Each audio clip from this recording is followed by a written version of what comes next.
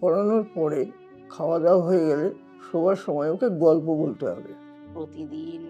প্রতিদিন ওকে কত গল্প আমি বানিয়ে বলি। সব গল্প তো আমার জানা ছিল না, বানিয়ে বলতাম। একদিন কি হয়েছে, এটা ওদের অভ্যাস হয়ে গেছিল যে বাবার থেকে আমি গল্প শুনে ঘুমাবো। একদিন হচ্ছে আমার অফিসে খুব কাজের চাপ ছিল, সেদিন খুব টায়ার্ড লাগছিল আমার। আমি গল্প শুরুও করেছিলাম, কখন যে আমি ঘুমিয়ে পড়েছি আমার ট্রেন নেই। হঠাৎ ভোরের দিকে দেখছি ফুপিয়ে কান্না করছে। কি ব্যাপার, কান্না করছে কেন? ও জিজ্ঞাসা করলো, কিরে কাঁদছিস কেন তুই?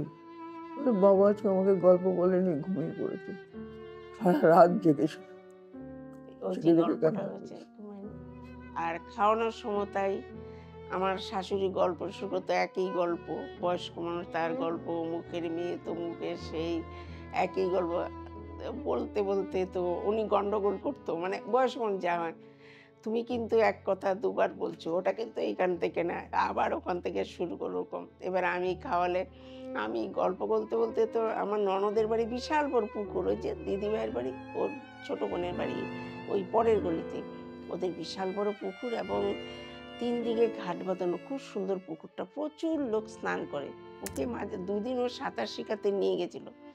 একদিন আমি গল্প করতে হতে কিছু পাই না, আমি বলছি কি ওরা কাং ডাকে ছোট পিসিকে, আমি বললাম কি কাঙের পুকুরেও না কুমির আছে, গল্প বলতে বলতে ও তো সবাইকে বলছে, মা বলছে পিসির পুকুরে কুমির আছে।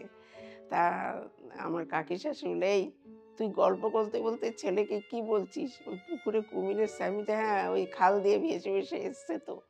আমি আর কি করবো, মানে ওকে গল্পটা বলতেই হবে, রেগুলার ওকে বলতে হ্যাঁ হবে, তবেই খাওয়ানোর ঘুমাবে। সময় গল্প। আমার শাশুড়ি শুরু করতে করতে উনি শেষ হতো না, কারণ দুজনকে তো গল্প বলছে, ওইদিকে দেওরের ছেলে অর্ককে, ওকেও গল্প বলতে হবে ওইটা। তারপরে আমার শাশুড়ি বলতো, আমার গলা শুকিয়ে যাচ্ছে, আমি আর পাচ্ছি না, এবার তুমি বলো। আমি বলতাম, বলে বলে ওকে খাওয়ানো হতো।